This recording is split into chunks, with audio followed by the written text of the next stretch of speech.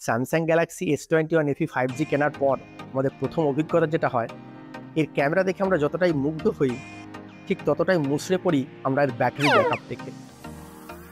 তবে আমি যখন আছি আপনাদের চিন্তা নেই, কিছু সেটিংস অন অফ করে নিলেই আপনারা স্যামসাং গ্যালাক্সি S21FE 5Gর ব্যাটারি ব্যাকআপকে অলমোস্ট ডাবল করে নিতে পারবেন।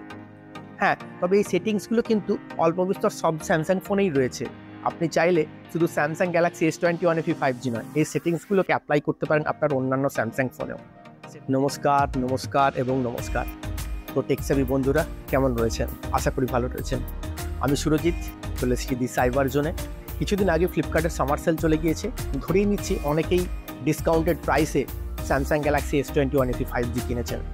যেটা বলছিলাম আগে, স্যামসাং কিন্তু এর মধ্যে অপটিমাইজেশনের একটা বিরাট জায়গা রেখে দিয়েছে। তো আমি যে দাবিটা করছি সেটা কতটা যথার্থ সেটা আপনারা বুঝতে পারবেন এই সেটিংসটা দেখে। দেখুন, আমার ব্যাটারি যে পার্সেন্টেজ সেটাকে রেস্ট্রিক্ট করে দেওয়া আছে 85%-এ, অর্থাৎ 85%-এর বেশি ব্যাটারিটা চার্জ হবে না, 85%-এ গিয়ে থেমে যাবে ব্যাটারি চার্জিংটা। এটা পরে আমরা আসছি এই ব্যাপারটা আলোচনায় যে এটা ব্যাটারির লাইফ স্প্যানটাকে একটু বাড়াবে। কিন্তু একটা জিনিস আপনারা ভেবে দেখুন, যে ফোনটা সারাদিন ব্যাটারি ব্যাকআপ দিতে পারবে কিনা সেটা নিয়ে চিন্তা যেখানে, সেখানে আমি 85%-এ ব্যাটারি পার্সেন্টেজ রেস্ট্রিক্ট করে রেখেছি। আসলে আমি যেটা বলছি, যে সেটিংসগুলোকে অন করে নিলে আপনার ব্যাটারির যে দুশ্চিন্তা স্যামসাং গ্যালাক্সি S21FE 5G নিয়ে সেটা কিন্তু দূর পেয়ে যাবে। তাহলে ভিডিও দেখতে থাকুন, ভালো লাগলে অবশ্যই লাইক করে দেবেন, কমেন্ট করে আপনাদের অনুভূতি জানাবেন এবং চ্যানেলটা এখনও সাবস্ক্রাইব না করে থাকলে সাবস্ক্রাইব করে পাশে থাকা বেল নোটিফিকেশন আইকনটাকে প্রেস করে অল করে দেবেন। আপনার সেটিংসের ভিতর ব্যাটারি সেটিংস পেয়ে যাবেন। ব্যাটারি সেটিংসের মধ্যে ব্যাটারি ম্যানেজমেন্টের একটা দারুণ সিস্টেম দেওয়া রয়েছে Samsung Galaxy S21FE 5G।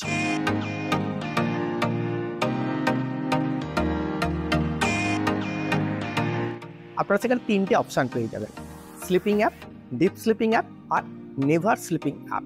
Deep sleeping অ্যাপের মধ্যে আপনি সেই অ্যাপগুলোকে দিয়ে দেবেন যেগুলো আপনি কালে ভদ্রে ইউজ করেন। যে সমস্ত অ্যাপের নোটিফিকেশান বা সিঙ্ক্রোনাইজেশনের প্রয়োজন হয় সেগুলোকে স্লিপিং অ্যাপের মধ্যে দিয়ে দিন। যেমন আমি হোয়াটসঅ্যাপকে দিয়ে দিয়েছি, ফেসবুককে দিয়ে দিয়েছি, জিমেলকে দিয়ে দিয়েছি। এই অ্যাপগুলোর আপডেটের প্রয়োজন হয়, মানে নোটিফিকেশান আসে, সেই নোটিফিকেশানটা আমাদের দেখার প্রয়োজন হয়, কিন্তু সেটা অতটাও ঘন ঘন সিঙ্ক্রোনাইজ না হলেও চলে। সেই কারণে এটাকে আমরা স্লিপিং অ্যাপের মধ্যে দিয়ে দিয়েছি। এইভাবে আপনি যদি আপনার অ্যাপের যে ইউসেজ প্যাটার্ন সেই অনুযায়ী অ্যাপগুলোকে এইভাবে ক্যাটেগরাইজ করে নিতে পারেন ঠিক করে, তাহলেই দেখবেন যে অ্যাপগুলো ব্যাকগ্রাউন্ডে অযথা রান হওয়াটা আটকে যাবে, যেটা আপনার ব্যাটারি ব্যাকআপের ওপরে কিন্তু একটা ডাইরেক্ট ইম্প্যাক্ট থাকবে।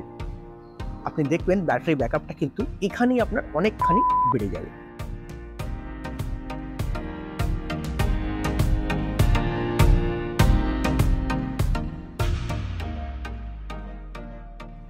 এই অ্যাডাপটিভ ব্যাটারিটা কি জানেন? ফোনের মধ্যে যে এআই সিস্টেম বা আর্টিফিশিয়াল ইন্টেলিজেন্স দেওয়া রয়েছে, সে আপনার ফোনের ইউসেজ প্যাটার্নটাকে লক্ষ্য করতে থাকবে এবং তার তথ্যও আপনাকে কিন্তু সে দেখাবে।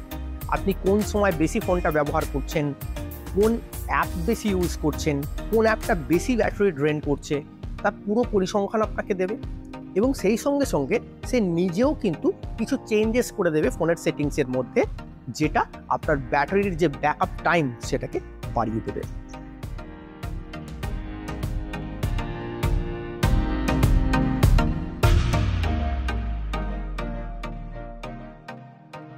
দ্বিতীয় আর একটা সেটিংস, এটা বাই ডিফল্ট সেট করাই থাকে, তবু আপনারা দেখে নেবেন যেটা ঠিকঠাকভাবে সেটিংস রয়েছে কিনা। সেটা হচ্ছে প্রসেসিং স্পিড। এই প্রসেসিং স্পিডটা হবে কিন্তু অপটিমাইজড। পারফরমেন্স এবং ব্যাটারি লাইফ এই দুটোর মধ্যে একটা ব্যালেন্স বজায় রাখবে। এটাকে আমরা পারফরমেন্সের দিকটাকেও আমরা বাড়াতে পারি, সেক্ষেত্রে কিন্তু ব্যাটারি ড্রেনেজের সম্ভাবনাটা আরও বেড়ে যাবে। এবার আমরা চলে যাবো ব্যাটারি অপশনের মধ্যেই থাকা আর একটা সেটিংসে, সেটা হচ্ছে ফাস্ট চার্জিং।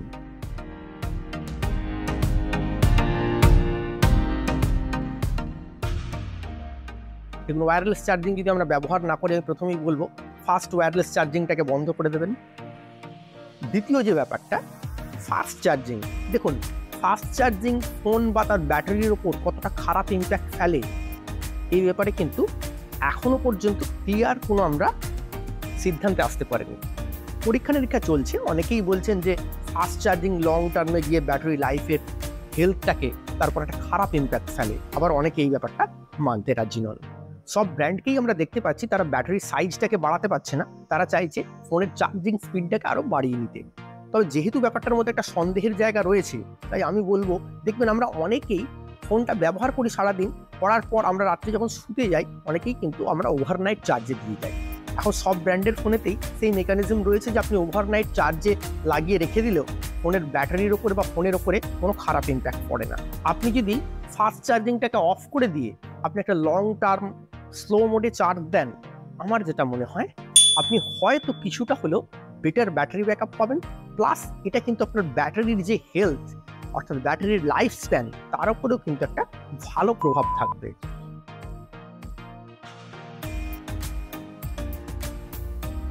আর একটা সেটিংস যেটা আমি একদম ভিডিওর শুরুতেই বলছিলাম সেটা হচ্ছে প্রোটেক্ট ব্যাটারি।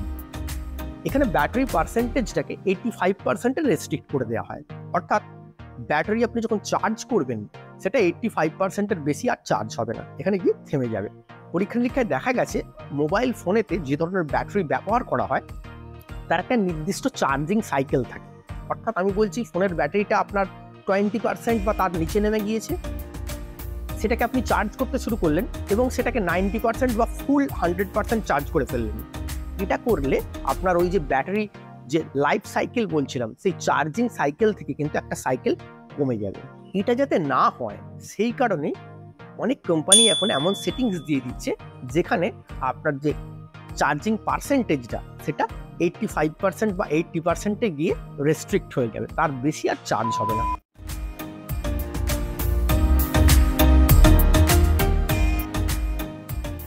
এবার যে ব্যাপারটা বলবো সেটা হচ্ছে ডিভাইস কেয়ার।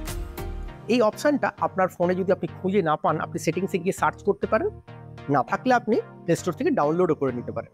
এই ডিভাইস কেয়ার একটা শর্টকাট আপনি ফোনের হোম স্ক্রিনে রেখে দিন। ডিভাইস কেয়ার এই শর্টকাট বা অ্যাপটা আপনারা অন্যান্য ব্র্যান্ডের ফোনেতেও কিন্তু দেখে থাকবেন। এটা অ্যাপ কিলার বা স্পিড বুস্টার এই রকম নামে থাকে আমরা দেখতে পাই। স্যামসাংয়ের ক্ষেত্রে তবে কিন্তু এটা অনেক পলিশড ওয়েতে দেওয়া হয়েছে, অর্থাৎ এই যে শর্টকাটটা এটা অ্যাপগুলোকে একদম দুমদাম করে বন্ধ করে দেয় না এবং এটা ফোনের যে পারফরমেন্স সেটাকে অনেকাংশেই কিন্তু অপটিমাইজ করে দেয়।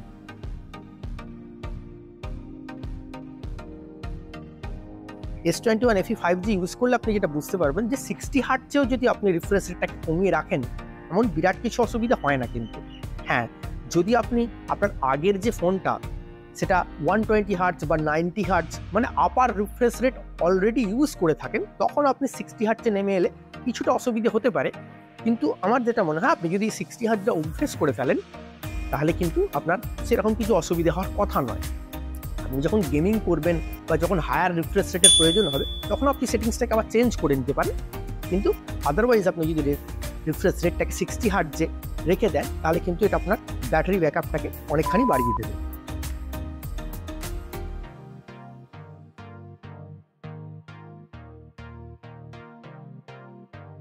অ্যাডাপটিভ ব্রাইটনেসটাকে কিন্তু অফ করে ফেলতে হবে। আমরা যখন ব্রাইট সানলাইটে যাই যাতে আমাদের দেখতে অসুবিধে না হয় তখন ফোনের ব্রাইটনেস লেভেলটা অটোমেটিক বাড়তে থাকে। আবার যখন আমরা ডার্ক এরিয়াতে আমরা যখন অন্ধকারে আসি তখন ফোনের ব্রাইটনেসটা কমে যায়। এই যে ব্যাপারটা এটাই হচ্ছে অ্যাডাপটিভ ব্রাইটনেস। এখন অ্যাডাপটিভ ব্রাইটনেস অন থাকলে আমরা যেটা দেখতে পাই সানলাইটের মোতাবেক কিন্তু ডিসপ্লেটা অনেক বেশি ব্রাইট হয়ে যায়। এখন স্যামসাংয়ের অ্যামোলেড ডিসপ্লের ক্ষেত্রে আমি যেটা রিয়েলাইজ করি অতটাও ব্রাইটনেস কিন্তু আমাদের সবসময় প্রয়োজন হয় না ব্রাইট সানলাইটে। তাই অ্যাডাপটিভ ব্রাইটনেসটাকে আমরা যদি অফ করে দিই আমাদের আলোর মোতাবেক ব্রাইটনেস লেভেলটাকে যদি আমরা ম্যানুয়ালি কম বা বাড়া করি তাহলে কিন্তু সেটা অনেক বেশি ব্যাটারি ব্যাকআপ দেবে।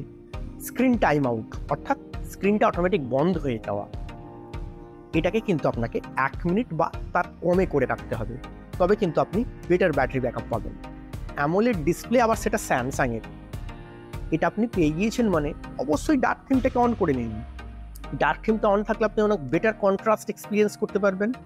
যে অংশটা কালো সেখানের পিক্সেলগুলো বা তার এলইডিগুলো বন্ধ হয়ে থাকে, যার ফলে আপনার ব্যাটারি বাঁচতে বেটার ব্যাটারি ব্যাকআপ পাবেন। ডিসপ্লে সেটিংসের মধ্যে কিন্তু আপনি ডার্ক মোড অন করার সুযোগ পেয়ে যাবেন। ডার্ক মোড অন করার পাশাপাশি আমি নিজে কিন্তু আরও এক ধাপ এগিয়ে আরেকটু অ্যাগ্রেসিভ স্টেপ নিয়েছি, সেটা হচ্ছে ডার্ক ওয়ালপেপার সেট করা। ডার্ক ওয়ালপেপার মানে ওয়ালপেপারের মেজরিটি অংশটা ব্ল্যাক থাকবে, আর কিছুটা অংশে আপনার কালার থাকবে, কোনো কন্টেন্ট থাকতে পারে। টাচ সেন্সিটিভিটিটা যদি একান্তই ইনক্রিজ করার প্রয়োজন না থাকে তাহলে এটাকে অফ করে দিন। ডিসপ্লে সেটিংসের মধ্যে এটা পেয়ে যাবেন। অ্যাকচুয়ালি অনেক ক্ষেত্রে আমরা স্ক্রিন গার্ড লাগানোর পর টাচ সেন্সিটিভিটির অসুবিধা হয়, আমাদের একটু ইনক্রিজ টাচ সেন্সিটিভিটির প্রয়োজন হয় ক্ষেত্র বিশেষে। তবে last but not the least, আপনাদেরকে প্রথমেই বলছিলাম যে আমার ক্ষেত্রে হয়েছিল কি, আমি তো ব্যাটারি ব্যাকআপ দেখে পুরো একদম আহত হয়ে পড়েছিলাম। এই ফোনটাকে নিয়ে চলবো কীভাবে, এটাকে আমি প্রাইমারি ডিভাইস হিসেবে যদি ব্যবহার করতে চাই তো মহা বিপদ। আমি ফ্লিপকার্টের কাছে টেকনিশিয়ান কল করেছিলাম। তো ফ্লিপকার্টের টেকনিশিয়ান এসে আমাকে যেটা জানালো, আমার না অটোমেটিক ব্যাটারি ডিক্রিজ হচ্ছিল। 15-20 মিনিট অন্তর অন্তর আমি দেখছি 1% বা 2% করে ব্যাটারি কমে যাচ্ছিল। তো ফ্লিপকার্ট থেকে টেকনিশিয়ান এসে আমার ফোনটাকে টেস্ট করার পর যেটা জানায় যে আমার এলাকায় নেটওয়ার্ক সংক্রান্ত প্রবলেম রয়েছে বিএসএনএল এর। আমার ফোনটাতে 2টো সিম লাগানো ছিল, তার মধ্যে একটা বিএসএনএল। আমি বিএসএনএল এর সিমটাকে বন্ধ করে দিতেই আমার সমস্যা মিটে গেল। অর্থাৎ আপনি ফোনেতে সেই সিমটাই ব্যবহার করুন যার নেটওয়ার্কটা স্টেবল এবং বেটার। নেটওয়ার্ক সিগন্যাল যদি ফ্লাকচুয়েট করে এই ফোনটার ক্ষেত্রে কিন্তু ব্যাটারি ড্রেন হবে অনেক বেশি তাড়াতাড়ি। তখন আপনি দেখবেন আপনি আনইউজড অবস্থায় ফেলে রাখলেও এর ব্যাটারি পার্সেন্টেজ 1% 2% করে কমে যাচ্ছে। ভিডিওর শেষে আবারও বলবো, ভিডিওটা যদি আপনার কাজে লেগে থাকে অবশ্যই একটু কষ্ট করে লাইক করে দেবেন, কমেন্টে আপনাদের এক্সপিরিয়েন্স জানাবেন, এবং এখনও আমাদের চ্যানেলের সঙ্গে যুক্ত না হয়ে থাকলে অবশ্যই সাবস্ক্রাইব বাটনটা প্রেস করে দিয়ে বেল নোটিফিকেশন আইকনটাকে অল করে দেবেন প্রেস করে।